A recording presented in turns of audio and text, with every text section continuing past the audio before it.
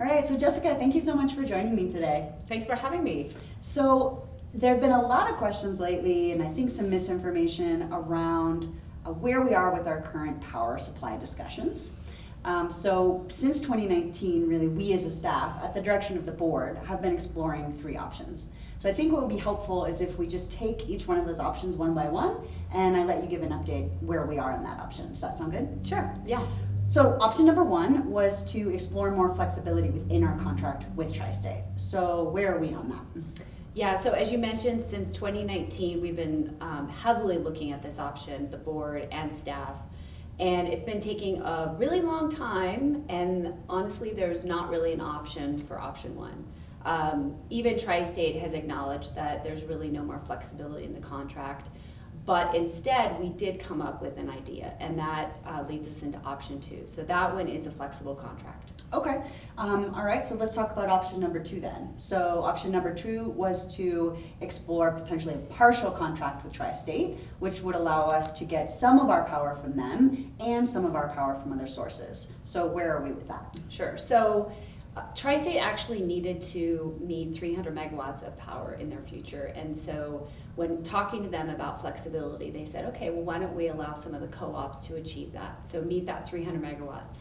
So they did an open season network, and what they did is they said, okay, what co-ops would like to apply for that power? We were one of 3 co-ops that applied for that power, and we won a certain allocation. So at this point, we're still working with Tri-State to see how the contract would be structured, and we've also put out a request for proposal to see what other power suppliers can fill that gap, fill that need for us. So we're currently in that process. It's going to take some time. We have consultants looking through the details, and we'll have more information this fall. And then we'll also have town hall meetings where we can educate the members to the specifics of each of these items. In the fall, that's when the board will look at the details and the costs and make sure reliability is set, and safety and cost control, local control, and then we'll make a decision to see if we're going to move forward with that or not. Gotcha. And so if I understand correctly, it's really, we're still kind of pulling all of the pieces of data that we need, all of the figures, the numbers, the amounts, so that we can crunch the numbers and figure out if that option makes financial sense, correct? That's right. Okay. All right, so that's option 2. Option number 3 was a full exit from our contract with Tri-State. So where are we with that? Sure, so that one is going to take a little more time. That is actually at the Federal Energy Regulatory Commission, which most people call FERC.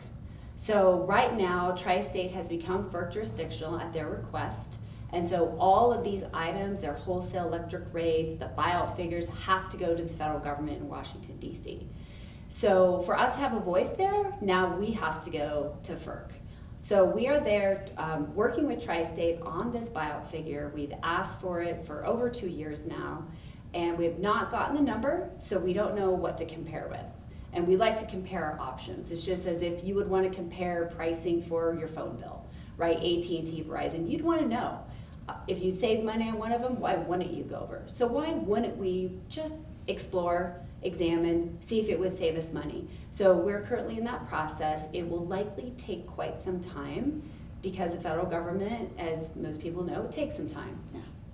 And so my understanding, though, is that if we crunch all the numbers and the partial option looks good and we go with that, we could potentially also in future fully buy out of our contract, correct? That's correct. Okay, Yeah. so going one way doesn't mean we can't eventually go the other way. That's right. Okay, so and then another question I think is why?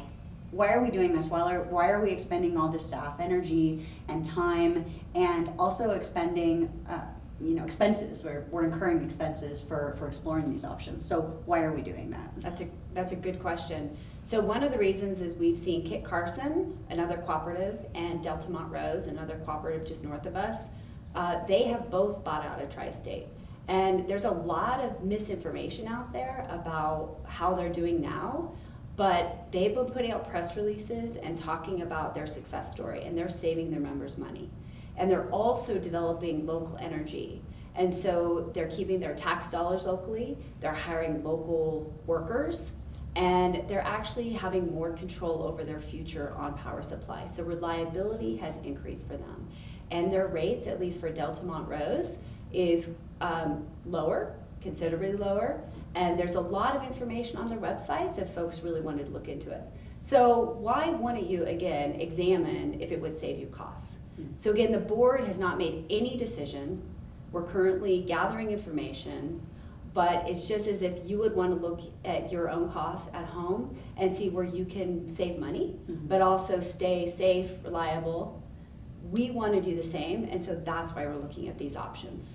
Okay, and just to recap for the people who really are interested in seeing these figures when we have them and getting a better understanding of what this means for them and their electric bills in the future, we're going to be, as soon as we have those figures, we're going to be hosting some town hall meetings, probably later this fall. That's correct. And we'll send out invitations to everyone for them to join. That's right.